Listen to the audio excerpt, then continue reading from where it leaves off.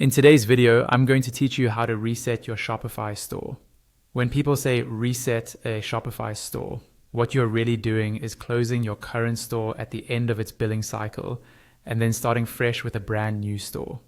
This is useful if your current setup is cluttered, your design has gone off track, or you just want a clean slate. I'll walk you through exactly what to click, and I'll also explain what happens to your data, apps, and domains along the way, so there are no surprises. First, log into your Shopify admin dashboard. Once you're in, look down to the lower left corner of the screen and find the settings option. Go ahead and click on settings. Inside the settings area, look at the left-hand panel and find the section labeled plan. Then click on that. This is where Shopify shows everything related to your current subscription. At the top of the plan page, you'll see a card that contains the details of your current plan.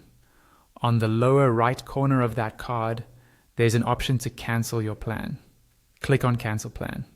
This doesn't immediately erase anything, it just starts the process. A pop-up window will appear with several choices.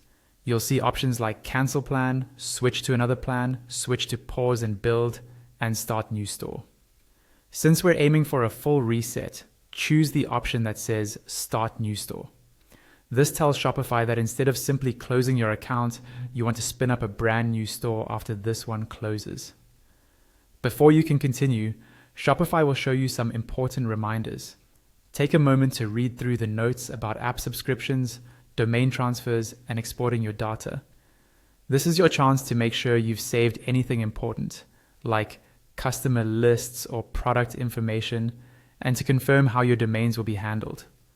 When you're done reviewing, check the box that says you've reviewed the information, then click Continue at the bottom right. Next, you'll see a confirmation screen that shows exactly when your current store will close, usually at the end of your billing cycle. Enter your Shopify password to confirm that you're the account owner, then click Cancel Plan at the bottom right to finalize it. Once that's done, it's time to set up your new store. You'll create it just like you did the first time. Add your email, configure your settings, download and set up your apps again, and reconnect your domain. If you purchased a custom domain through Shopify, you still retain control of it, and you can connect or transfer that domain to your new store, so visitors can keep using the same web address. From there, you can rebuild your theme, re-import your data if you exported it, and enjoy working with a completely fresh Shopify store.